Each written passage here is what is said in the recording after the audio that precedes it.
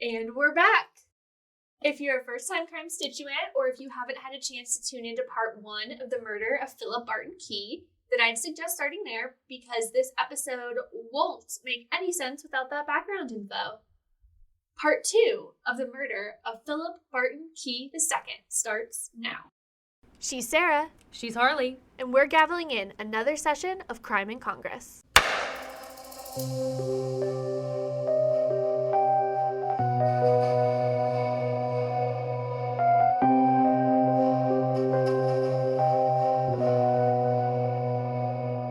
When we last spoke, it was February 27th, 1859, and Congressman Daniel Sickles had just shot and killed D.C. Attorney Philip Barton Key to death in the middle of Lafayette Square in broad daylight on a Sunday afternoon. The murder took place at the intersection of Pennsylvania Avenue Northwest and what is now Madison Place Northwest, around where the Marquis de Lafayette statue is and across from Freedman's Bank. Okay, very close to the White House. Yeah, super close. And while we're talking about it, in part 1, I talked about how Key and Teresa chose West 15th Street as their little love shack because it was an area of town where no one would recognize them. Well, it was actually only 3 blocks north of where Key was killed, and the Sickles lived on the other side of Lafayette Square. This was all taking place in the same area.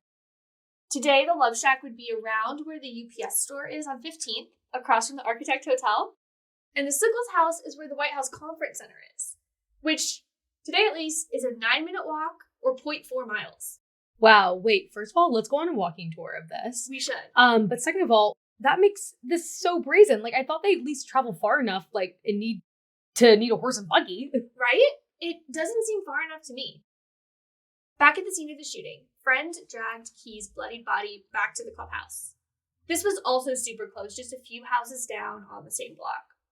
Is the damn scoundrel dead? Sickles could be heard asking.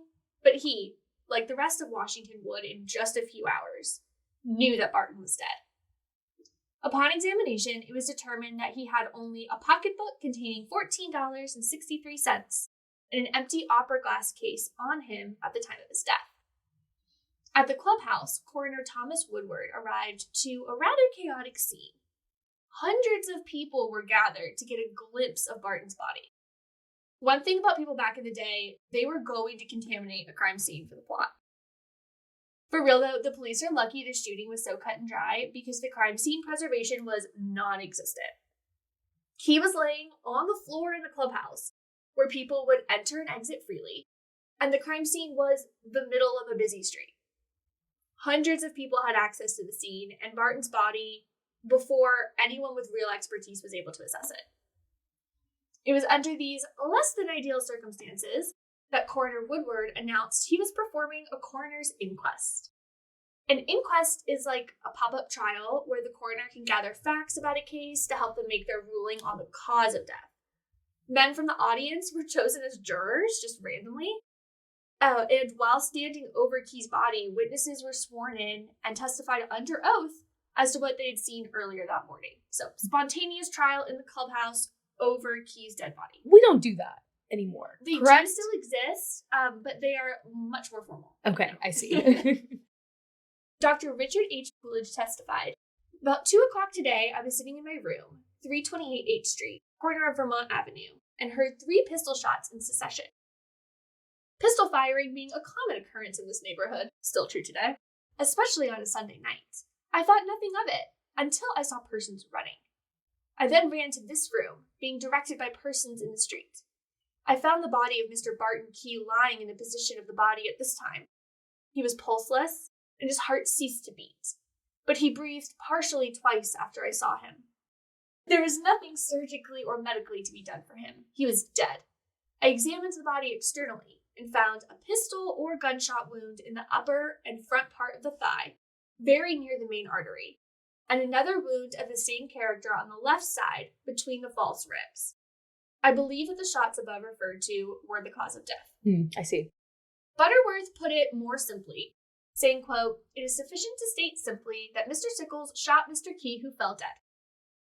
Because the intent of a coroner's inquest is only to gather information on cause of death, not to investigate the crime itself, Butterworth is right. That really was enough information for the coroner. The coroner's ruling was as follows. Quote, Philip Barton Key came to his death from the effects of pistol balls fired by the hands of Daniel E. Sickles. Officers James Suit and William Daw went to arrest Congressman Daniel Sickles, who was already waiting for them.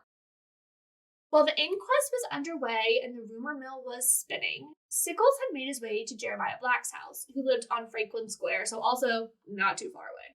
Okay, who was Jeremiah Black again, and why did he go to his house? Well, he was the Attorney General of the United States. Oh. Making him a very good person to consult and have on your side when you know that your murder arrest is imminent. Yeah, no, I see it. It checks out. Yeah. When the officers arrived, Black welcomed them in. It must have been so odd to be arresting the friend of the Attorney General in the Attorney General's home. And Sickles didn't put up a fight. Because, why would he? Mm-hmm. But his privileges as a white, male, wealthy politician pay off immediately. Because the officers grant him and Butterworth to make a pit stop at the Ewell House, which is the home the Sickles rented, and, quote, get his affairs in order before being booked into the D.C. jail. Oh, how nice for him. Also bad timing for the word affairs. So what did he exactly do with his time there? Well, the first thing he had to do was tell Teresa that he just killed a man, who by this time may have been one of the only few Washington elites left who didn't know. Now, how did that conversation go? I can only imagine. Teresa was still in her room grieving the previous night's conversation when Sickles barged in. Standing in front of her, he matter-of-factly stated, I have killed him. That's it? That's it. He then made his way downstairs where he, and I'm reading from Chris DeRose's Star Spangled Scandal for this part, threw himself on the sofa and covered his face with his hands. Twisting in violent spasms, he broke into an agony of unnatural and unearthly sounds, the most remarkable that Walker had ever heard, something like a scream interrupted by violent sobbing. He believed that Sickles would lose his mind and nearly sent for a doctor. Now, do we think he was crying about the actual crime he committed or more about Teresa? It has to be both, right? I also think that if he had this cry before he made up his mind to shoot Key, he might have made a different choice. Mm-hmm. But here we are. Sickles then opened a bottle of brandy and had one last drink before being whisked off to jail in the company of Governor Walker, the chief of police, and the mayor. What a crew. Also, glad he got a little sipski before he left. You know? Right? And also, I didn't so he could take the edge off. I didn't include this, but he also offered everyone else a drink, and only Butterworth said yes. I was like, yeah, pour me up right now. So unsurprisingly, this was a sight to see. A mob was already formed outside of the Sickles' home, and his carriage ride out of his ritzy life and into the D.C. penitentiary looked more like a parade than a perp walk. The swarming crowds were a physical sign of just how far and wide the news of Key's death and Sickles' arrests were spreading. What's shocking, at least to me, is that Sickles had a lot of people who immediately took to his defense. I kind of find that hard to believe. He's just, okay, so he's getting arrested. He's had a chance to stop by his house. He's accompanied by the mayor, the governor, the attorney general. And people are defending him, like, right out of the gate for a crime that everyone saw him commit. I mean, the bias is clear-cut here. I'm glad you say that, because it's actually even worse. I'm jumping ahead, but Sickles was allowed to maintain his personal weapon in jail. What? Yep. And was allocated more than his share of visitors while in prison. He was even given use of the head jailer's apartment because he had too many visitors and they needed a place to sit. He killed someone in broad daylight. Mm-hmm. Which leads me to a little anecdote about a crazily corrupt story about President Buchanan that you've almost certainly never heard, because I had it and somehow it's not in a lot of the reporting about this case. Okay, tell me more. One of the men who carried Key's body to the clubhouse was White House clerk William Bontes. Still in his blood-stained clothes, he ran to the White House and told President Buchanan the news. Buchanan was overcome with emotion, but not so overcome that he couldn't think about a potential defense for his friend Sickles. Recognizing that he was in the presence of a witness to the shooting, who would almost certainly testify to Sickles' guilt, Buchanan used his position as President of the United States to obstruct justice. He told Bontes that, as the principal witness, he would be put in jail without bond, which is not true, and told him to leave Washington immediately. What? Oh my, what? And because he had just gotten this advice from the freaking President of the United States, he listened. Yeah, I would too. Bye. Buchanan gave him cash and his personal razor as a souvenir. Fun aside, his ancestors actually still have that razor today. And then Bonas got the heck out of Dodge. I'd like to see this razor, and I'd like to see how great this razor was, because that's all you get, cash and a razor souvenir. Yeah, and actually on his way out of the city, he was robbed. And so he didn't even have the cash. Okay, this is just L upon L upon L upon L. Yeah. And this guy never comes back into the story, so if you're hoping for a conclusion, there's not one. Great. So he witnessed the crime, tells the President of the United States. President of the United States is like, "Phew, yikes, you gotta leave town. Never come back." But now his great-great-grandchildren have a razor from the former president. I mean, I guess that's cool. I guess. Okay. That's that on that. Anyways. So naturally, Washington was ablaze. This was potentially the biggest political scandal in Washington's short history. Lines of the telegraph offices swelled and the streets were consumed by whispers and screams as the news marched its way to the halls of Congress. Needless to say, DC reporters worked overtime to get the salacious news out to the world. The headlines the next day were, well, I'll be honest, a little underwhelming, but at the time, I'm guessing they would have caught readers' attention. The Boston Journal ran a murder at Washington. The Daily Pennsylvanian wrote, a member of Congress kills the seducer of his wife. I wanted to see what information readers of these papers were getting the day after the shooting occurred, and found a copy of the Evening Star from Monday, February 28, 1859. For listeners, if you want to see this article, you can click on the episode notes or visit our Instagram at Crime in Congress. But it's broken up into different sections, such as the dead body, not the most tactful name, the inquest, etc. I believe this is because it was sent in individual telegrams as the news was breaking. Sarah, can you read the first part of this article for us? Of course. The tragedy yesterday. Philip Barton Key, U.S. District Attorney, shot dead by the Honorable Daniel E. Sickles of New York. Perhaps for the last quarter of the century, no event has caused such a thrill of horror in this community as the terrible affair that transpired yesterday afternoon, resulting in the death of Philip Barton Key at the hands of Daniel E. Sickles of New York City. The encounter, which took place about 2 p.m., occurred in Madison Place, in parentheses, recently so named, and resulted in the death of Mr. Key, who received 3 or more pistol shots. From the prominence of the parties concerned, the greatest excitement was created by the affair in the streets in the vicinity of the clubhouse to which the body of the deceased was taken, and of Mr. Sickles' residence on the opposite side of Lafayette Square, was instantly filled with throngs of people.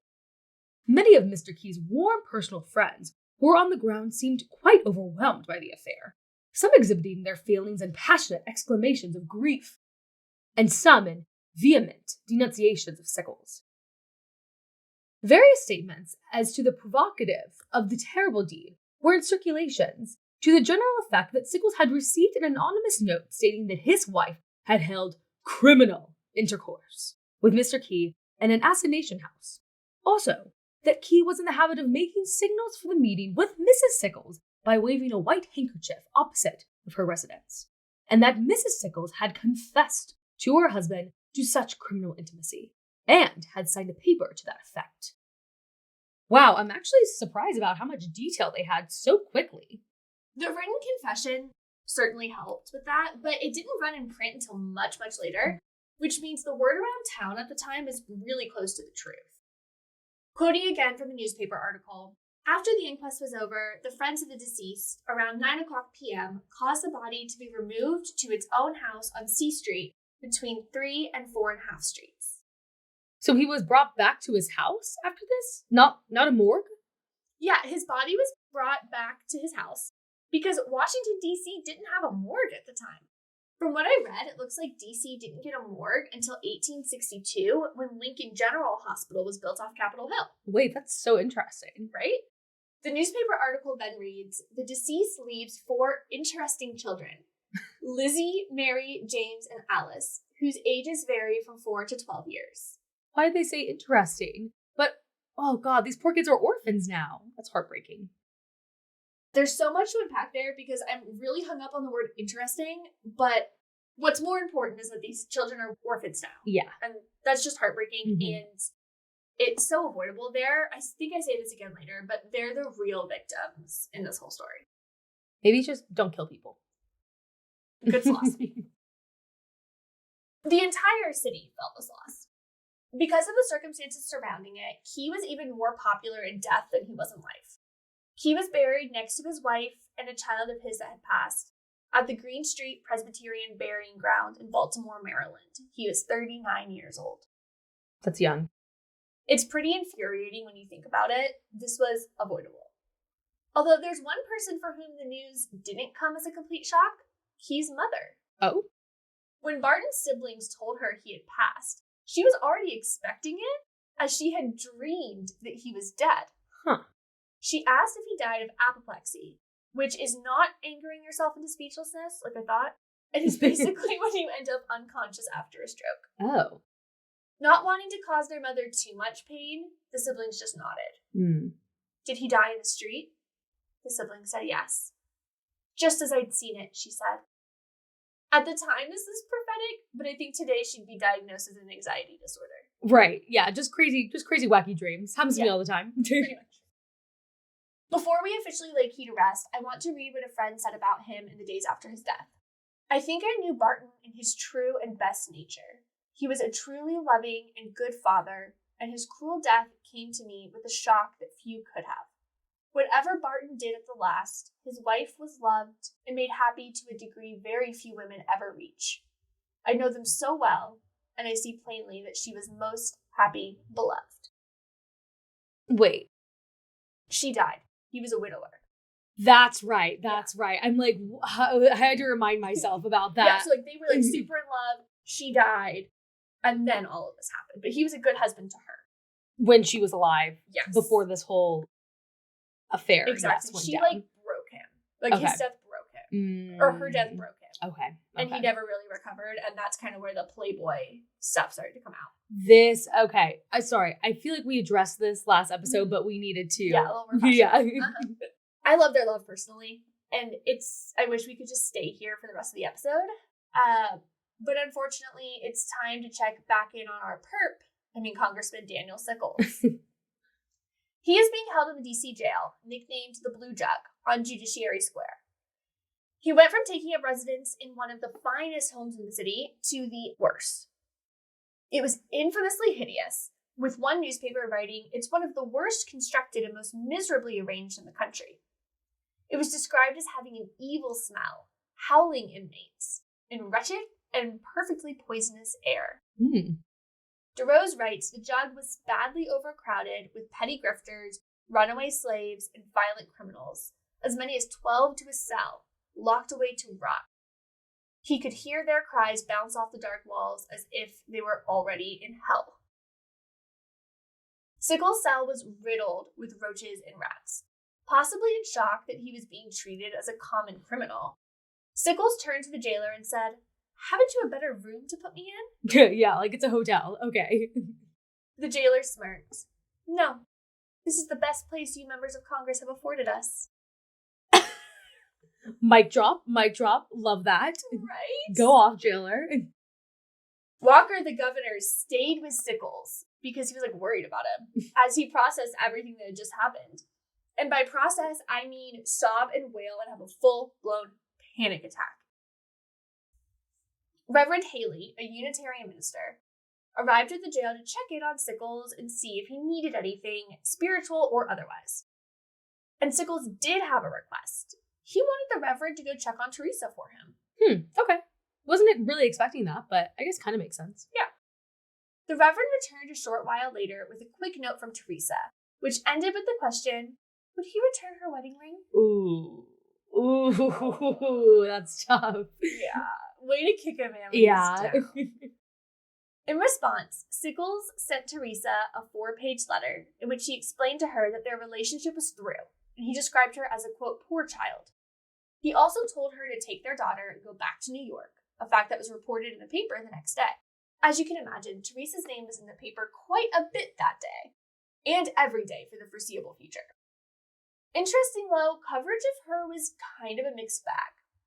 The Philadelphia Press referred to Teresa as an innocent child, and Key as a handsome, unscrupulous fellow who understood how to take advantage of a husband's neglect. I mean, a bit victim blamey, but also not completely off base. Right, like just maybe give them a beat before you start bringing up everything he did wrong in the situation. The Evening Star saw Daniel Sickles as the real villain, writing, "Married at the child's age of 16 to an experienced man of the world, we cannot acquit the husband of all blame for her ruin." Okay, good. Now everyone cares about her age. Some papers had an even crazier idea, radical even. Teresa was a consenting adult who was responsible for her actions and did what she wanted. Oh my gosh, you don't say. Right. As the Baltimore Sun would put it, she can hardly be said to fall. She steps aside of her own free will and sins deliberately. I agree with this, as I think most people would today, but with an asterisk because she was in the company of much older men who could and did take advantage of her. But at the end of the day, she knew she was cheating, and she shouldn't have done that because it's no good. Right. The Baltimore Exchange also came to Key's defense, calling him a man wholly incapable of plotting or accomplishing the ruin of any woman, and saying that Miss Sickles' paramour, it is possible he may have been, but her seducer, never. I'm not going to say anything. Keep going. If I had to sum up the public's overall reaction to the news, it was along the lines of, that sucks, but he had it coming. Which is crazy. Yes. Yes. But I do, these things do happen. And this is like a dueling culture. Right. Murder for these sorts of offenses was a lot more commonplace and accepted. Right. That's true. But even also when I think about it today, I mean, their entire series on investigation discovery, where it's like, oh yeah, this guy had an affair, and the lover was like, wait, I'm gonna kill you now. Yeah, it's like Tales of Old Time. Right. Probably one of the number one reasons for murder. You can't get into an affair and expect to come out unscathed. I think you should expect to come out alive. I agree with that. Yeah. Unscathed, no. But regardless of where the various newspapers and gossip spreaders fell, one thing was universal. Teresa's days as a Washington hostess were donezo. And that's a bummer, because she seemed really good at it. Right? She was. I feel like if they had just stuck to what they were good at, things would have been okay. Yeah, I would have liked to go to one of her parties. I know, it'd be so fun. I'm bummed. Because of how high profile the case was, people in Sickles' orbit were optimistic that he would be able to jump the line and quickly proceed towards a trial. But they had a major problem to contend with. Sickles had murdered the man responsible for prosecuting him. Oops. Which meant he couldn't go to trial until the president appointed a replacement and they were confirmed by the Senate. So a day went by, and then a week, and then another week, and Sickles had still not been brought before a grand jury. But things moved relatively quickly, at least for Washington. Despite some concerns that Buchanan would appoint someone weak to benefit his friend, Key's replacement had widespread approval and a strong reputation, Robert Ould. Ould was an experienced prosecutor with a whip-smart reputation and was immediately put to the test. When the grand jury finally got underway on Monday, March 14th, Ould presented 12 witnesses to testify. 18 days after the murder of Philip Barton Key, a grand jury indicted Congressman Daniel Sickles for the murder of his former friend. But the prosecution still did not move quickly. It took a few more days for the indictment to be formally written by Ould, with many speculating that the longer it took for Sickles to go to trial, the more likely it would be that he was convicted. The newspapers agreed, with one writing, if the trial were put off a couple of months, Mr. Sickles could not be acquitted. He has lost ground rapidly within the past fortnight, as facts in his previous history have become generally known. Fortnite. Basically, Daniel Sickles had a skeleton for every hanger in his closet, and the more those got out, the harder it was for the public to pity him. And the jury pool was being fed constant salacious stories, meaning an impartial jury would be near impossible to find. Judge Thomas Crawford had his work cut out for him.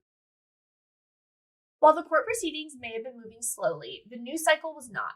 This case is actually credited with popularizing news via wire, aka telegram, because people wanted to hear all of the sordid details as quickly as they could. In the days following the shooting, thousands of people filled Lafayette Square for a glimpse of the scene of the crime. Others made merch, which is weird, but grind never stops, I guess. Like, I really want to know what kind of merch it was. I'm thinking baseball caps, but obviously this is not the time for baseball caps. The only one I remember was they would someone took impressions of where the bullet holes were on the road and were selling the impressions of the bullet holes. Oh, fascinating. Right? Crazy stuff. Interesting. You know what energy it kind of gives? When Michael Scott takes some gravel after the Scranton Strangler is driven past the office, he's like, "You're gonna buy yourself a spaceship." Yeah. That's kind of the vibe I'm getting. Yeah, same vibe. Congress had left for the session, but that didn't stop people from talking and drinking. Conversation was consumed by the scandal, and in the absence of facts or new information, speculation swirled. People thought that the RBG letter was written by one of Key's scorned lovers. They also berated Key a bit for not carrying a weapon on him that day, as he did most days. Right, it's his fault. It's his fault again. If he had his weapon on him, he would have been able to defend himself because Sickles missed the first shot. This led to a great quote in the Boston Traveler. Men shouldn't change their clothes on a Sunday. Simply put. But of course, the majority of the public's gossip was reserved for the Sickles themselves. As I mentioned earlier, Sickles had a near constant revolving door at his cell. It almost seems like a badge of honor to be one of the people who went to visit Sickles, but there were two people who were notably absent, Teresa and Laura, his daughter. It makes sense that he wanted to keep his young daughter as far away from the blue jug as possible, but he wasn't going to let her go back to New York without seeing her again. I can't tell if Teresa visited Sickles in jail, but around March 9th, 10-ish days after the murder, an inquisitive Laura did. She was excited to see her dad, but had a lot of questions. She asked if her dad was coming to New York with them. Sickles said no, remarking that he had a great deal of work to do and cannot leave at the present. Okay. One way to put it. Later describing this interaction with Laura, Sickles said, "Some dark forebodings seemed to fall upon her delicate soul. Her beautiful dark eyes filled with tears, and when the fountain was exhausted, were replaced by sobs." Who did she go by herself? How do you even begin to process all of that? That's why I say I'm not sure if Teresa visited Dan in jail, because I just can't imagine she would have let her do this alone. But I didn't see any reporting to say that someone else was there. Interesting. I'm also not on board 100% with the whole lying to Laura about what's going on thing, but I mean, this isn't really something you get a handbook on preparing your kid for, and they were going through a lot. Yeah, and how old is she at this point? 6 years old at the time. So, right, there's no way she's going by herself. I wonder if Teresa did take her but regardless of that, I just don't even know how you would begin to process that at 6. Exactly. It's so much is happening so rapidly because this was a young child who was accustomed to a very high quality of life, and things were just all of a sudden completely up in the air. Right. The day after this visit, on Thursday, March 10th, Teresa and Laura exited the Yule house one last time. There was nothing left for them in Washington, D.C., except, of course, a trial date, which was set for April 4th. Wow, seems fast, but the hard work is over, right? They have the man in custody. The entire city witnessed the murder. They have a confession. Kind of seems like done deal, right? Not quite. Mm-hmm. In the weeks between Sickles' indictment and his trial, both the defense and prosecution would work overtime to control the narrative in the paper, because that's kind of where this case was playing out. At least if they wanted to sway prospective jury members before the trial, they needed to first make their case in the press. But the prosecution had their work cut out for them because it was almost universally agreed that Daniel Sickles would be acquitted of this crime. What? Why? This is where we need to dive into a legal concept that had taken hold at the time in America called the unwritten law. The unwritten law was the idea that a man was justified in the killing of another man if he sleeps with his wife or sister. It was called the unwritten law because it was illegal on paper, but juries were very sympathetic to people accused of murder for this reason, and were at times inclined to acquit. Interesting. I've never heard of that before. On January 22nd, 1858, which is a year before Key's murder, the New York Herald wrote, "It may be considered the unwritten law of this country that a man may kill with impunity the seducer of his sister or the paramour of his wife." So even though the phrase unwritten law wasn't being used by the public yet, its fingerprints were all over the American judicial system. In the irony of all ironies, Barton Key had actually prosecuted a man for killing his wife's seducer and lost on the basis of the unwritten law. Get this, the case was decided under Judge Crawford, the same judge who would be hearing the Sickles case. Oh, okay. So not looking great for the prosecution then. But there are still laws, right? Like, murder is murder. And let's not forget, this happened in the middle of Lafayette Square in front of at least a dozen witnesses. It's going to be really hard to overcome that. And the jury pool has already been poisoned by the sensationalized news coverage. Yeah, I need to hear a little bit more what's going on, because I first thought this was an open and closed case, but now I guess I'm not so sure. Have you right where I want you. When I say the press was covering every twist and turn in this case, however small or falsified it was, that's almost an understatement. If Teresa so much as blew her nose, the telegrams were lighting up. For weeks, magazines and newspapers were giving inches and inches of space to the story, and were rolling out the big bucks to include maps and drawings of the various scenes, which really added to the intrigue. Quoting Harper's Magazine, "The public mouth is still full of stories about the lamentable affair which took place at Washington on Sunday, 27th February, and the public ear, it seems, cannot be satisfied with details of the catastrophe." Both the defense and the prosecution knew that if they were going to win, they had to get the media on their side. They weren't just trying to win in D.C. court, they also needed to win in the court of public opinion. Noticing the initial sympathy that was on the Sickles side, the Keys jumped to control the narrative by hiring investigators to look into the congressman's history, and they had quite a bit to look through.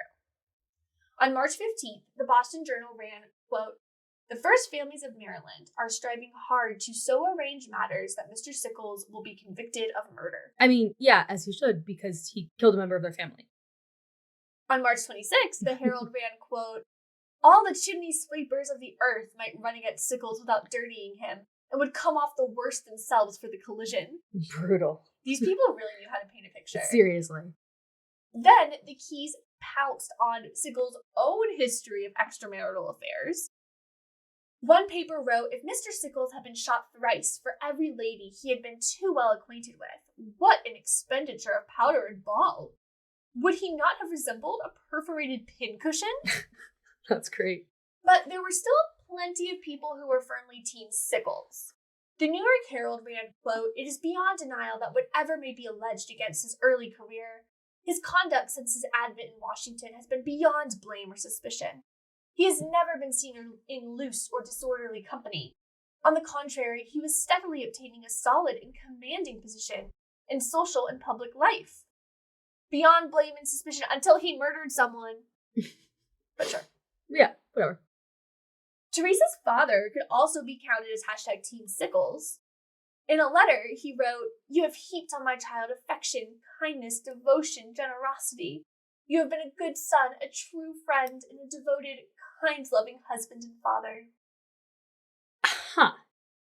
I'm trying to think about how my dad would respond to that, and I don't think it would be the same way. Actually, maybe it would. Especially if you put your 1800s hat on for a second. What more could Teresa's father ask of Sickles than to defend her honor by murdering the man who had and I'm using language I either have already quoted or will quote later, polluted her body, is what they were calling it. But if you take that really sexist, antiquated line of thinking, he's probably this is exactly what I want in a husband for my daughter. Right. Someone who will literally kill to defend her. It honestly makes sense. And again, we're in dueling culture right now, where it's all about protecting the honor and your girl's honor and all that too. That's very interesting. It is. And also, he was probably trying to keep Sickles or Dan Sickles as in Teresa's camp as he could, because Teresa was facing a very tarnished reputation, which at this time was super hard to come back from. Right. So he was also probably trying to keep the family as cohesive as possible by keeping Dan close. I also like how we're calling him Dan. Danny Sickles over here. Danny boy. Yeah, I think I just got lazy as I was typing and started calling him Dan, and that's his nickname now. I have no idea if anyone called him that. We call him that. Dan. Here, he's Dan. As time went on, though, the logic was starting to take over, and Sickles' legal team knew they would have to fight to keep public opinion on their side. Luckily, there were a lot of lawyers on Sickles' side to assist. The lawyers who were with Sickles from day one were Edward Stanton, Daniel Ratcliffe, Alan Magruder, and Samuel Chilton.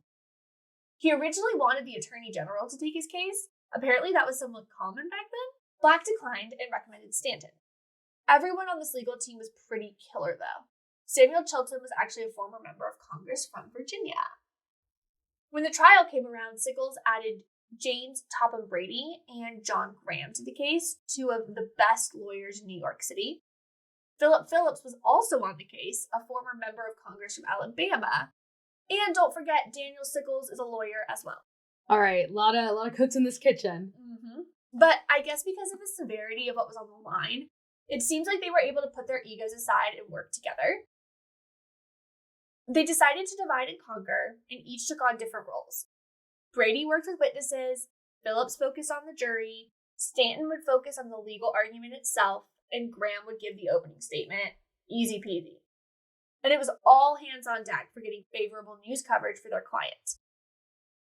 Even for this stacked legal team, the task ahead of them was insurmountable, and they were all feeling the weight of Sickles' life in their hands. They were going up against D.C. Attorney Robert Ould and prosecutor James Carlisle. Not only was Ould avenging the death of his predecessor in one of the biggest cases of his career, but Carlisle was also a pallbearer at Key's funeral. So these men were skilled, personally impacted, and coming for blood. Dun, dun, dun! The morning of April 4th, a packed, and I mean packed, courtroom stood at attention as Judge Crawford entered the room. Sickles, as he was being tried for murder, was kept in a prisoner's box. The defense would argue this, claiming that it made it difficult for them to confer with their client, but the judge refused to let Sickles out because, rules. Sickles and Teresa's father sat together, as did Key's brother-in-law and uncle. Members of Congress were among the bated breaths waiting for the trial of the century, case number 124, to officially begin. Teresa and Laura were not present at all during the trial. But for all of the anticipation leading up to this important moment, the first day of trial was kind of a dud. Because of the widespread publicity of the case and a discriminatory rule that you had to be worth at least $800 to be a juror, a jury could not be found. You have to be worth at least $800. Yeah. Is great. They were basically just trying to make sure that freed slaves couldn't become jurors. Oh, well, that's what shitty. It also meant that a lot of not wealthy people were cut out too. It wasn't just former slaves, but they were the target audience for this rule. I would argue that I'm probably not worth $800. Closer for me to payday, maybe. So a jury couldn't be found on day one. And by 1 p.m. the next day, April 5th, only 8 jurors had been found, and they were out of people to question. So they were going to have to look in another county. Crazily, these jurors were actually allowed to go home and come back the next day. Unless this is illegal, which it might be, they definitely should have been sequestered right out the gate. Yeah. But maybe that's illegal. I don't know. It wasn't until the end of the third day of trial that the 12th member was finally found to complete the jury.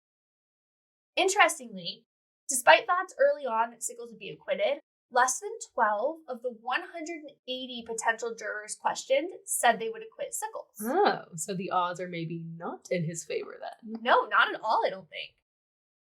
The judge makes another mistake in this case and decides not to swear the final juror in that day so that the jurors could go home one more night before being sequestered. Naturally, the defense objected to this, but they were overruled. But finally, on day 4, Thursday, April 7th, the jury was sworn in and the indictment of Daniel E. Sickles was read, charging Sickles with the willful murder of Philip Barton Key. It was time for Sickles to enter his plea. In a thick silence, Sickles, without any quiver or question in his voice, proclaimed from the prisoner's box, not guilty. The trial was on. Ooh. I'm not going to spend too much time breaking down the prosecution's argument because we already broke down the crime in part 1, and a lot of that information came from the prosecution's case. But I will hit some of the high points, starting with the opening statement. Old knocked it out of the park. Sarah, can you read excerpts from his opening statement for us? Of course. In the soft gush of that Sabbath night, at an hour midway between morning and evening, did he commit this act, ... When the church bells were lingering in the air, the deceased all unconscious of the woe ahead. From the first act in this tragedy down to its full fruition, the deceased was unarmed, but the prisoner at the bar knew such was the fact, and he must have known it when the first shot was fired at the corner. And he must surely have known it when, subsequently, the exclamations of the deceased were ringing in the air. And that, if possible, more certainly still he must have known it when he stood bravely over his victim, revolver in hand, seeking to scatter the brains of one who had already been mortally wounded in 3 vital parts, and whose eyes were being covered in the film of death. No matter what may have been the antecedent provocations in this case, murder, gentlemen of the jury, as you will find, the definition accepted by most of all the civilized world, is the unlawful killing of a human being with malice aforethought. Whenever those principles are perverted, whenever they are warped for the purpose of shielding a criminal, a blow is struck at both humanity and justice. An ovation, even in its widest moments, has never yet suggested the propriety of allowing revenge as a justification of the crime of a murder. Human society could exist upon no such basis. Wow, so right out of the gate, the prosecution is already trying to get ahead of this whole unwritten law defense. It's clear from the jump that the prosecution is concerned about it. I don't know if they're expecting it to be an explicit defense or a bias within the jury, but they are trying to convince these 12 men, in no uncertain terms, that murder is murder, regardless of motive, with the exception of self-defense. If they can't convince these 12 men of that, their entire argument is in trouble. 11 witnesses to Key's murder were called that day. The prosecution focused on the shooting itself, ensuring that each eyewitness identified Sickles as the man who shot Barton Key. One of the testimonies that I found notable was that of Richard Downer, who testified to finding a Derringer pistol in the street about 30 minutes after the shooting and gave it to the coroner. The prosecution wanted to make this case about February 27th and February 27th only. They discouraged any talk of the affair and would direct their own witnesses away from discussing it, out of fear that it could unlock a bias within the jury. The prosecution's case continued on to day 5, putting us now at Friday, April 8th. The first witness to be called was Coroner Woodward. He opens the day by showing the alleged murder weapon, the pistol that Downer testified to finding the day before.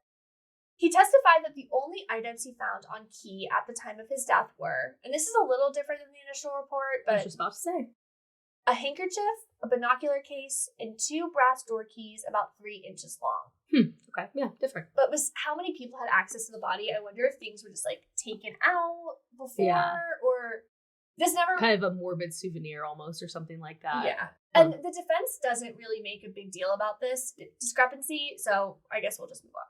He then showed Key's bloodstained clothes before being dismissed from the witness stand. Dr. Coolidge, the doctor who treated Key at the clubhouse, testified next. In my opinion, this is where things start to heat up because of the defense's line of questioning. Coolidge testified that the gunshot to the chest was Key's fatal wound. He also testified that, based on the trajectory of the bullet, Key would have been laying down when he was shot, which is in line with the witness testimonies from the day before. The prosecution rested, thinking this was a pretty straightforward testimony. But the defense had other plans. Sarah, do you know what this means? Does this mean I get to act again and roleplay a very dramatic conversation? Yes, indeed. I'll be reading for Brady, Sickles' lawyers, and you'll be Dr. Coolidge. This isn't all verbatim. Some of it is summarized or inferred from reporting. Fabulous. Was the prisoner about the same height as Mr. Key? Why, I believe so. If Mr. Key was falling, and his body was in the same position that the witness assumed, could these same wounds have been caused? It is possible. Is this the pistol ball you removed from Key's body? To the best of my knowledge and belief, it is. To what particular classification of pistols does that ball commonly belong?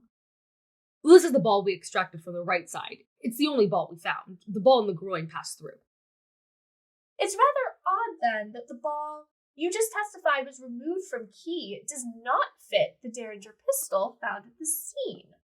You stated yesterday that when you saw these parties at the corner, that you saw a pistol in the hand of the party at the south. Was any pistol in the hands of the other party? No, sir. Nothing in his hand. With that, the prosecution rested. Ooh, I was not expecting the defense to actually try and defend Sickles like that. I thought they'd try to, justify the crime. That is going to play a big role in the defense, but they're also throwing spaghetti at a wall here and just seeing what sticks. A man's life is on the line after all, but it's interesting that the ball didn't match the pistol. Yeah, that's some ballistics right there. Super strange, but could have the bullet come from that gun? Yes, it wasn't the right kind of ammunition, so it wouldn't have been as effective, but it could be fired from that gun. Oh, interesting. However, Sickles grabbed his gun and went after Key, and I think it's completely possible that he grabbed the wrong ammo. At another point, Sickles would actually confess to using multiple weapons, which could be another explanation. And if it was already loaded and maybe he just didn't realize if the gun still worked. It's one of those things I needed to note because it was never fully explained, but I don't want to get too hung up on it. It's just one of those oddities in this case. Okay. On Saturday, April 9th, it was finally time for the defense to present their case. The hot, sweaty, and cramped room somehow seemed to fit more people every single day. It was a packed house, and those who couldn't be there in person soaked up every word they could in the papers. For months, the public thirsted for Sickles' defense, speculating on what it could be and whether it would work. The wait was over. Sarah, you know what to do. Sure do. Had the deceased observed the solemn precept, "Remember the Sabbath day to keep it holy," he might this day have formed one of the living. You are here to fix the price of the marriage bed. You are here to say in what estimation that sacred couch is held by an honest and intelligent American jury. You may feel pity for the life that has been taken, but while you pity the dead, remember that also that life, taken away as it is, may prove to be your and my gain. You are here to decide whether the defender of the marriage bed is a murderer. Okay, let's pause here for a minute and chat. When I read this the first time, I was floored by how immediately the defense starts slandering Key, a dead man. I mean, what other choice do they have, though? I guess I thought they'd be more tactful about it. Saying that it may prove to be your and my gain is incredibly harsh. If I were on Key's side of the courtroom, that would have probably made my blood boil. Oh yeah, no, 1,000%. So they're really going for this unwritten law defense here. They are. However, that's actually not even the most interesting part of the defense. Let's get back to that opening statement. It is perfectly immaterial how the death was inflicted, whether by 1 or 3 shots, whether the man was killed standing up or lying down. The question is, what was the influence of the provocation on the mind of the man who slew him? What was the mental condition of the defendant at the time of the case? It is strange that though adultery is twice forbidden in the dialogue, no human law has caught up and carried out the spirit of the divine law. What is the reason of that? Do you suppose that society means that adultery should go unpunished? No. It throws you on the law of your heart. Go by them, and you reflect the will of heaven. And when you execute them, you execute the judgment of heaven. Is it not that enough to madden any man's brain who thinks upon it? The question which I present to your mind is this. When a man received a provocation which incites him an amount of frenzy which he cannot control, is he responsible for what he does under the influence of that frenzy? We mean to say, not that Mr. Sickles labored under insanity in consequence of an established mental permanent disease, but that the condition of his mind at the time of the commission of the act in question was such that would render him legally unaccountable. Sickles did not act in cold blood. He knew that Mr. Key had hired a house but a few blocks from his own mansion, where in the indulgence of his beastliness he polluted the body of his wife. Sickles was laboring under such a state of frenzy as deprived him of any accountability from the act. Is this a temporary insanity defense? It is. And what makes this even more interesting is that this is the first time temporary insanity has ever been used as a defense in the United States. Oh, no way. So not only was the defense attempting to convince a jury not to convict a man who shot someone in broad daylight, but they are doing so on the basis of a brand new legal defense that requires the jury to change their view of what it means to be insane. I'm surprised they didn't just stick with the unwritten law defense, because that seemed to be kind of working, but I mean, they really threw a big one in for the prosecution here. They went for it. And honestly, I'm not even sure if they could use the unwritten law as a defense. From my research, it seems like they were hoping the jury would come to that conclusion on their own, but they needed something based in law to actually defend themselves. And temporary insanity was the best defense to get there. Luckily for the defense, though, there was some precedent in English law that they could attempt to pull from. You see, just a decade or so earlier, 1843, a man, Daniel Macnaghten, in England was tried for murder and was clearly battling some pretty intense mental health issues, but didn't fit the qualifications for traditional insanity because he presented as a sane person. The previous idea of insanity was that you had to act like a, quote, wild beast in order to use the defense. Frothing at the mouth, yeah. From this case, the Macnaghten test was developed, which determined whether someone could plead insanity. 1, did the defendant know what he was doing when he committed the crime? And 2, did the defendant understand that his actions were wrong? Sickles' camp was ready to argue that, at least temporarily, the answer to both questions was no.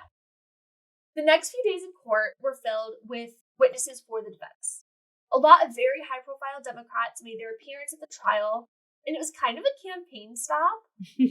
The presidential election was the following year, and they wanted to hobnob with the important people whose support they'd need to secure the nomination. Networking in a murder trial is quite honestly the most DC thing I've ever heard. Isn't it? The main purpose of the defense's line of questioning was to make the point that Sickles was overcome with emotion at the time of the murder, and that given the intensity of the betrayal, murder was the natural, albeit temporarily insane, reaction. I think it's contradictory to say on one hand that that Sickles was insane, and then on the other that he was exacting justice on behalf of a legal system that would fail him. Kind of seems like one is, sane and one's not. But I'm not on the jury. On day 8 of trial, this is Tuesday, April 12th, the defense moved to enter Teresa's confession into evidence. Sickles did not want this to happen. He was so humiliated by her confession that he would rather face the death penalty than have it read aloud. He claimed that it was to protect Teresa's reputation, which is probably partially true, but his own ego was in the mix as well. But the defense knew they had to use Teresa's confession if they were going to secure an acquittal.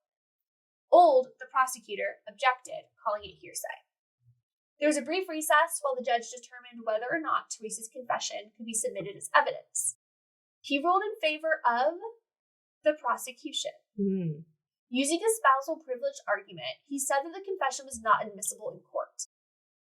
This was a major blow to the defense, because without it, they did not have direct proof of the affair.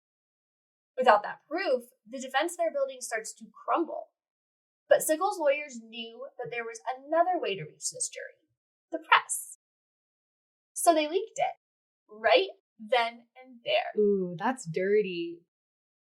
Would the jury have access to what's going on in the press? Aren't they supposed to be sequestered? Supposed to be, but I think they were hoping that inquisitive minds would not be able to resist the urge to read the press. And they knew this was happening because in the prisoner's box, with no way to stop it, Sickles had to watch as a reporter grabbed the confession and sprinted to the telegram office to get it into print. Sickles tried to send someone to stop this, but was unsuccessful.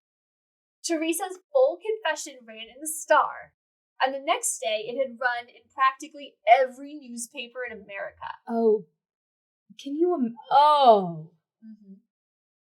Even a sequestered jury would have had a hard time escaping this confession. That makes sense. But this is when something interesting starts to happen in the press. There were a lot of people who were appalled by the obscenity that was printed. The Star published the entire unredacted letter. Other papers, such as the Boston Journal and the Post, ran redacted versions. Like I mentioned earlier, this case is one of the first to be heavily chronicled by telegram and people were starting to worry that wired news was corroding public decency. Kind of like today, the way people criticize the 24-hour news cycle for creating scandals and overemphasizing small events, people were concerned that the news was beginning to value sensationalism over responsible reporting. One paper, the Evening Bulletin, was actually prosecuted for obscenity for publishing the confession, and the owners were fined $100 each. Some papers apologized for the, quote, bad moral effect their coverage of the trial had on the public. They also advised that future articles not be read aloud near children. I mean, yeah, the confession was pretty risque. I feel so bad for Teresa and Laura having that all just like spread across the entire nation. It's the closest thing to porn these folks were getting at the time. Like, let's just be honest. At least for a nickel on the street corner. And so people were eating it up regardless. The next days of the trial were testy. The defense continued to try and submit evidence of the affair, and the prosecution continuously blocked it. But it wasn't until day 13 that evidence of the affair would actually make its way into court. The courtroom was stunned by Miss Nancy Brown's testimony, who spoke about seeing Teresa and Key together at the home they rented. And for the first time in court, because remember the confession was inadmissible, details of how they would signal to each other were discussed aloud. The next day, Daniel Sickles was actually excused from the courtroom so that the carriage driver could testify to the many times he facilitated a meeting between Teresa and Key. I guess Sickles was strong enough to commit murder, but not strong enough to be publicly humiliated. By the end of day 14 of the trial, public decency was out the window, at least in the minds of some. Sickles had been humiliated, and the entire city was either in the courtroom or testifying on the stand. It was under this hushed excitement that the defense prepared to close their case. But not before the prosecution made a surprising announcement. They were dropping their objections to Teresa's confession and evidence of the affair from being discussed in court on day 14. Oh my. I think they decided to do it because since testimony about the affair was allowed in court, it made sense to allow more evidence because it would prove that there was time between when Sickles learned of the affair and when he killed Key. And they were hoping to prove that it was a calculated decision and not a frenzied act of justice. I see. For the next couple of days, testimony resumed. And Sickles, though upset and humiliated, was forced to sit through even more discussion of his wife's betrayal. But finally, on day 18, the final witness, former U.S. Senator Richard Broadhead, who was at the AG's house when Sickles came to turn himself in for murder, testified. After very passionate closing arguments, both the defense and prosecution rested on April 26, day 20 of the trial. Sickles' fate was now in the hands of 12 men. Wow. At 1:50 p.m., the jury left the courtroom and entered deliberations. Washington's favorite spectacle was coming to an end. People prayed. They consoled Sickles. They called for him to be hanged. They waited and waited as the jury continued its deliberations. I thought for sure that in a trial this long, the jury deliberations would go on for days, but that must not have been the mood in the room because everyone stayed put. They weren't leaving without a verdict, and they wouldn't have to wait much longer. The jury had rendered a verdict. Sickles' time had come. Whispering, "I am prepared for the worst." Sickles watched as the jurors feebly walked back into the courtroom, ready to deliver the single biggest verdict in America's short history. Would they deliver justice for an adulterer? Was temporary insanity a viable defense in the United States? Would a sitting member of Congress be put to death? The clerk ordered Daniel Sickles to stand. "How say you, gentlemen? Have you agreed to your verdict?" "We have," said Foreman President Arnold. The crowd had been silenced from the excitement that was boiling over. "How say you? Do you find the prisoner at the bar guilty or not guilty?" Arnold cleared his throat and then changed the course of history with these words: "Not guilty." Wow. I kind of had a feeling it was coming just because of what you have said before about this, like, being a new viable defense, temporary insanity, but that's crazy. Wow. Isn't it? And just think about, like, temporary insanity is very commonly understood in the United States now. Yeah. That all originated right here because Daniel Sickles shot Philip Barton Key. It's really crazy. I mean, this is, again, like the 1800s. This is like very early in American history that this is established. I just didn't realize it was so early. Huh. People went crazy. Sickles was embraced by the crowd, and people were cheering as Judge Crawford discharged Sickles from the custody of the court. 60 days after murdering his friend for sleeping with his wife, in the presence of witnesses and without ever disputing that it did in fact happen, Sickles was acquitted of murder. Right. There's not this like third man theory or anything like this. Like, it's very clear. No, he shot Key. Danny Boy shot Key. And with the exception of maybe them not having the right murder weapon because of like the weapon pistol ball thing. Yeah. They never disputed the facts of his case. You had a lot of witnesses there to the crime. Exactly. And Sickles just like, yeah, I did it, but trying to find 12 people who care. Literally. The celebrations that followed were comparable to the Nats winning the World Series. Everyone wanted to congratulate Sickles on his victory. But he just wanted to get home to Teresa.